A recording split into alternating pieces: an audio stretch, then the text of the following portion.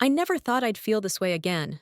That's what I keep coming back to, sitting here on my veranda as the evening jasmine releases its fragrance into the warm Charleston air. 10 years is a long time to live in the shadows of memory, to wake each morning and reach across empty sheets, to set a single place at the breakfast table. After Thomas died, I assumed that chapter of my life, the one where I was someone's beloved, had simply closed. Yet here I am, at 53, my heart fluttering like a debutante's whenever my phone lights up with his name. Marcus. Even writing it sends a current through me that feels both ridiculous and sublime. I know it's late, he said, his voice unexpectedly deep, resonant. But I was hoping you might have something specific. I should have told him to come back tomorrow. Instead, I found myself asking, "What are you looking for?" New, an 1850s map of Charleston, preferably with the original city fortifications marked. He smiled then, a slightly crooked smile that softened his serious eyes.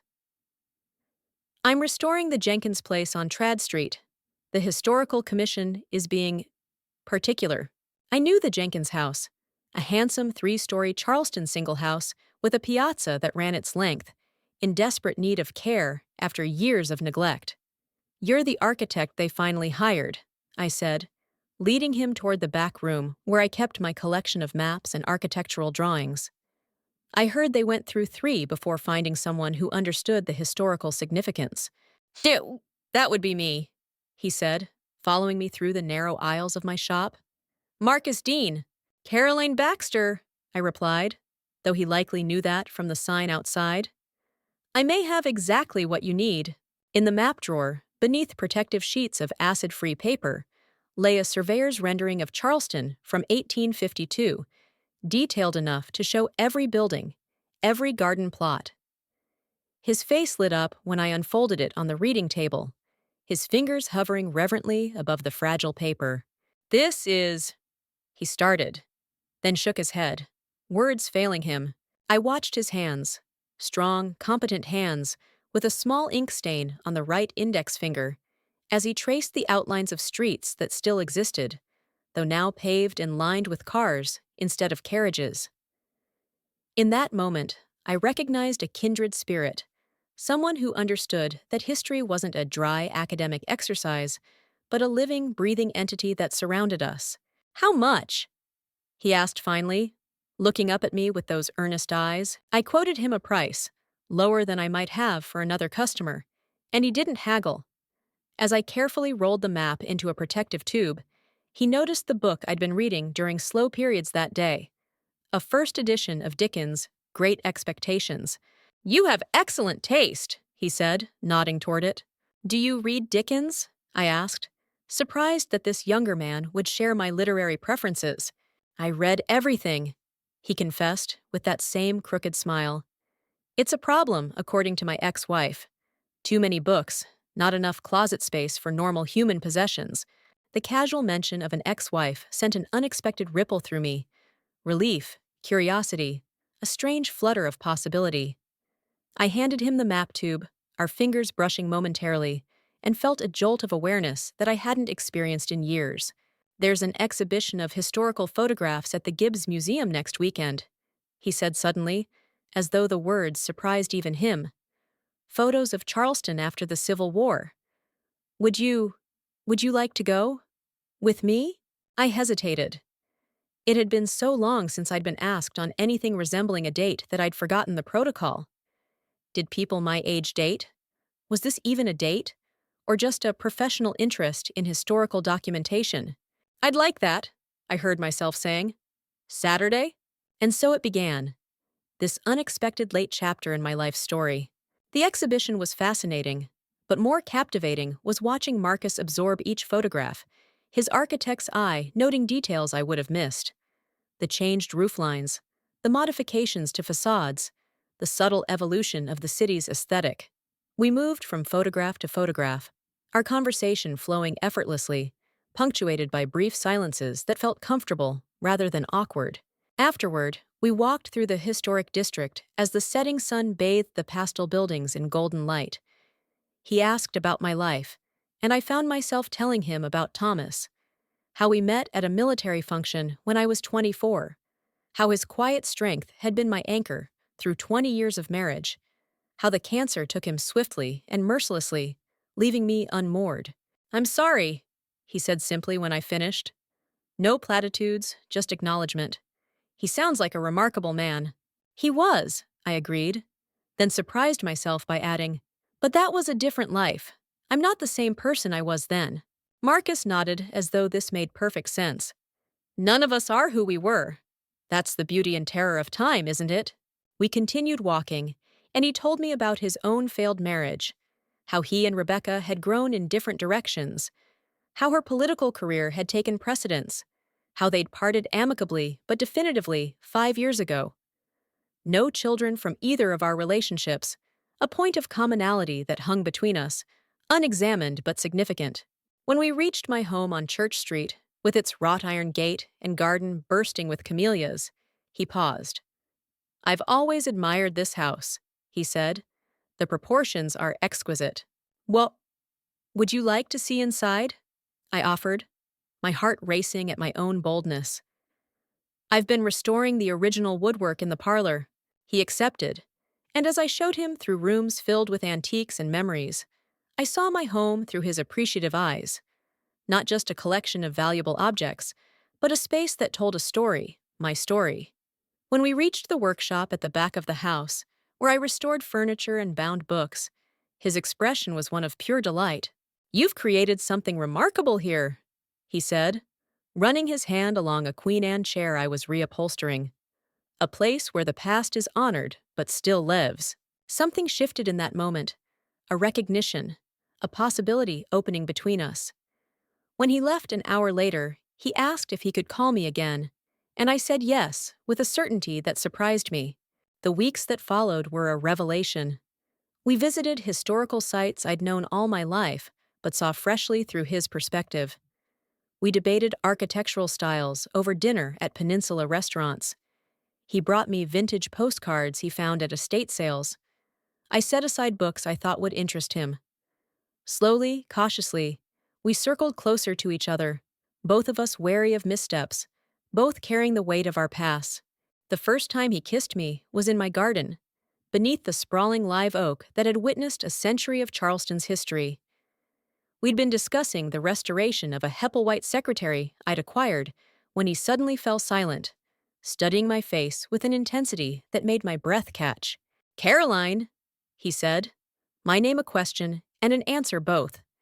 And then his lips were on mine, gentle but insistent, his hand cradling my face as though I were something precious. I froze momentarily, overwhelmed by sensation and memory. No one had kissed me in a decade. No one had held me, desired me. For an instant, Thomas's face flashed in my mind, and with it came a wave of guilt so powerful I nearly pulled away. Marcus sensed my hesitation. "Too soon?" he murmured against my mouth. "No," I whispered back, making a decision that would alter everything that followed. "Not too soon, just unexpected." His smile then, understanding, patient, yet charged with a heat that made me tremble, undid me completely. I kissed him back with all the pent-up longing of my solitary years, surprised by the depth of my own desire. Later, as twilight descended, and the first fireflies began to pulse in the darkening garden, we sat on the veranda swing, his arm around me, my head on his shoulder. "I didn't plan this," he said quietly. "When I walked into your shop that day, I was just looking for a map. And I was just closing up for the evening," I replied. "Life has strange detours." But it wasn't simple, this new territory we were exploring. There were moments of doubt, of fear so acute it felt like panic. The first time Marcus stayed the night, I woke before dawn to find him sleeping beside me, his face relaxed in repose, and was seized by a conviction that I had betrayed Thomas. I slipped out of bed and into the bathroom, where I sat on the edge of the tub, sobbing silently, my grief and guilt as fresh as they'd been a decade ago. Marcus found me there, wrapped in my robe, tear-streaked and trembling. Without a word, he knelt before me, took my cold hands in his warm ones, and said, "Tell me about him. Tell me about Thomas." And so I did. Not just the sanitized version I'd shared before, but the real Thomas, with his dry humor and his fierce loyalty, his insistence on making the bed with military precision, his love of peach cobbler and hatred of cilantro. I told Marcus how Thomas had proposed at sunset on Sullivan's Island, how he'd weathered 3 deployments, how he'd faced his diagnosis with the same steady courage he'd brought to everything in life. When I finished, exhausted and empty, Marcus kissed my hands. "Thank you," he said, "for trusting me with him, with that part of you." "I feel like I'm betraying him," I confessed, voicing the fear that had haunted me since our first kiss. Marcus was quiet for a long moment. "Do you think he would want you to be alone?" The question hung in the pre-dawn stillness of my bathroom, with its clawfoot tub and antique mirror that had reflected a century of faces before mine. "No," I finally admitted. "He made me promise not to shrink from life, but knowing what he would want and feeling right about it are different things. Then we take it one day at a time," Marcus said, rising and pulling me gently to my feet. "No rush, no pressure, just 2 people seeing where this path leads." His patience was a gift I hadn't expected.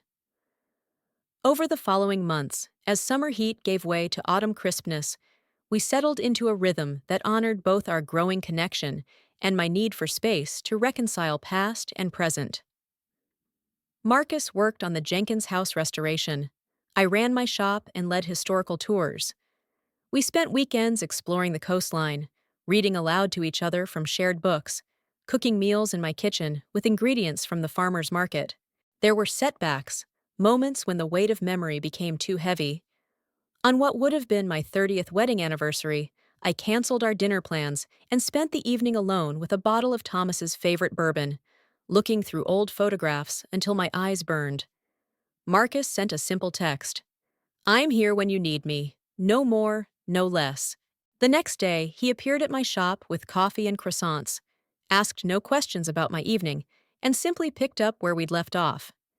His understanding was like a balm to wounds I hadn't realized were still raw. It wasn't just my past that cast shadows. Marcus had his own ghosts. The failure of his marriage had left him with a wariness I recognized. Sometimes he would withdraw into himself, become distant and preoccupied. I learned to give him the space he needed, just as he gave me mine.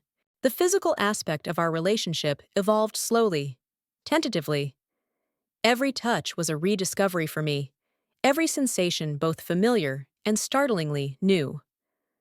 My body, with its lines and softness of middle age, felt vulnerable in ways it never had with Thomas, who had watched me change over decades.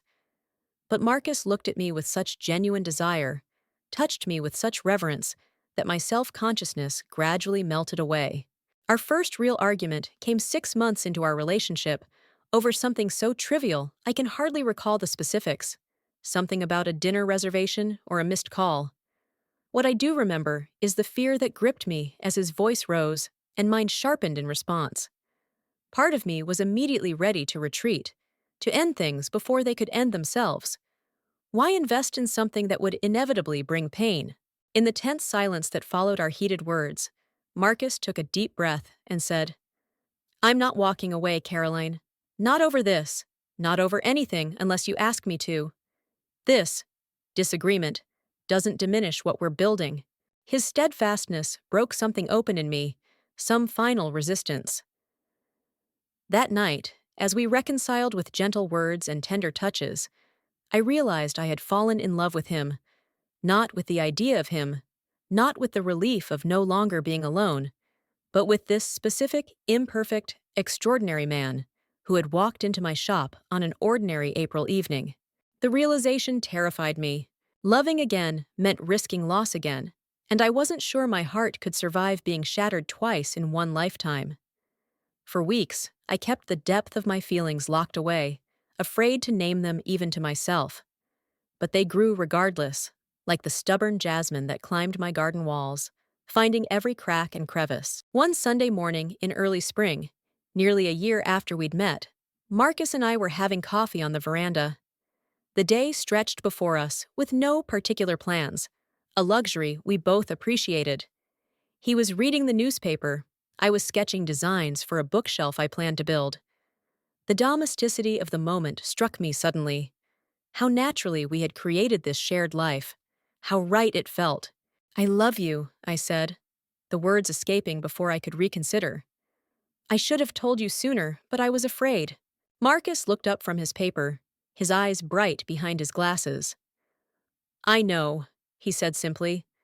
I've loved you since you showed me your workshop, and I saw how your hands moved over that old wood, bringing it back to life. He set aside the newspaper and took my hands, his expression serious. I'm not Thomas. I'll never try to be. But I love you, Caroline Baxter, with your silver hair and your love of dusty books and your strength that you don't even recognize. I love the life you've built and the space you've made for me in it. Tears blurred my vision, but they weren't tears of grief or conflict. They were tears of release, of acceptance. I'm still afraid, I admitted. Of losing again, of hurting again. So am I, he confessed. But I'm more afraid of not loving you when I have the chance. That afternoon, we walked to the Battery and stood looking out over Charleston Harbor, where the Ashley and Cooper rivers converge before flowing into the Atlantic. Sailboats skimmed across the water, seagulls wheeled overhead, and the spring sun warmed our faces. Marcus pointed out architectural details on the historic homes facing the water, and I shared stories I'd learned from elderly residents about the families who had lived in them for generations. As the sun began to set, casting long shadows across the promenade, Marcus turned to me. "Move in with me," he said. I blinked, surprised. "But you love my house. You're always saying how perfect it is." He laughed. "I wasn't clear. I meant, let me move in with you, if you're willing. My lease is up next month, and I thought it might be time to make what we have more permanent." The practical considerations immediately flooded my mind. His books and my antiques, his modern artwork and my traditional furnishings, the merging of two distinct adult lives with established habits and preferences. But beneath the logistics was a deeper question. Was I ready to transform my carefully preserved shrine to the past into a living, evolving home for the future? Yes, I heard myself say, the rightness of it resonating through me. Yes, I'd like that very much. The process of combining our lives wasn't without challenges. Marcus had more possessions than I'd anticipated. Books, certainly, but also architectural models, photography equipment, a surprising collection of vintage rock albums. My orderly home suddenly had new elements that disrupted its careful symmetry, injecting a masculine energy that both unsettled and invigorated me. There were moments of friction as we adjusted to constant proximity. Marcus was a night owl. I rose with the sun. He left coffee cups in unlikely places. I had organizational systems he found bewildering. He was a social creature who thrived on dinner parties and community events. I cherished quiet evenings and solitary pursuits. Yet for every moment of irritation, there were dozens of joys. Waking to find he'd made coffee, discovering books he'd set aside because he thought I'd enjoy them, watching him charm my most discriminating friends with his genuine interest in their lives. There was a rightness to his presence in my home that gradually transformed it from mine to ours. The most difficult moment came when I finally cleared space in the master bedroom closet, where Thomas's uniforms and suits had hung untouched for a decade. I hadn't been able to part with them, these physical remnants of his presence. As I carefully removed each garment, the familiar scent of his aftershave, somehow preserved all these years, enveloped me, and I sank to the floor, clutching his dress blues to my chest. That's how Marcus found me, surrounded by the material legacy of my first love. Without a word, he sat beside me on the closet floor, his arm around my shoulders, and simply waited as I wept. "I don't know what to do with them," I finally said. "I can't just donate them to strangers." Marcus thought for a moment, then said, "What about a shadow box? We could have one made for his medals and a piece of his uniform. A way to honor him that takes up less physical space, but gives him a permanent place in our home." Our home. The phrase caught me, held me. Yes, this was becoming our home, not just my space that Marcus occupied. And his suggestion was perfect. A way to preserve Thomas's memory without being consumed by it. Last week marked 2 years since Marcus walked into my shop. We celebrated quietly, with dinner at home and a bottle of champagne. As we sat in the garden afterward, fireflies rising from the grass like earthbound stars, he took my hand. "I have something for you," he said, reaching into his pocket. My heart skipped, thinking perhaps it was a ring, and I was surprised by how ready I felt for that possibility. Instead, he handed me a small, weathered book bound in faded red leather. "First edition Elizabeth Barrett Browning," he said, as I carefully opened the fragile cover. "Because I know she's your favorite, and because this particular poem reminds me of us." I turned to the page he'd marked and read the opening lines of "How Do I Love Thee?" My vision blurred as I recognized the parallels he'd seen. Love that comes later in life. Love that transcends conventional boundaries. Love that persists beyond death itself. When I looked up, he was watching me with such tenderness that my chest ached. "I'm not asking for forever," he said quietly. "Just for today and tomorrow, and as many days as we're granted." "That sounds remarkably like forever to me," I replied, reaching for his hand. And it does. At 53, I understand in ways my younger self could not that nothing is guaranteed, that life can change in an instant, that love is always, always a risk. But sitting here now on my veranda, our veranda, watching the evening light filter through the live oak branches, I find myself profoundly grateful for the chance to love again, differently, but no less deeply. Thomas will always be part of me, woven into the fabric of who I am. But Marcus is my present, my future, the unexpected gift of a second chapter I never thought to have. Together, we're creating something new from the fragments of our separate pasts, something resilient and tender and true. The jasmine is particularly fragrant tonight, its sweetness carried on the gentle Charleston breeze. Inside, I can hear Marcus moving around the kitchen, probably making tea as he often does in the evenings. Soon I'll join him, and we'll talk about our days, make plans for the weekend, perhaps read to each other before bed. Ordinary moments that have become extraordinary in their simple intimacy. I never thought I'd feel this way again, this mixture of contentment and desire, of certainty and wonder. Yet here I am, my heart full and open, ready for whatever comes next in this late-blooming love story that caught me entirely by surprise.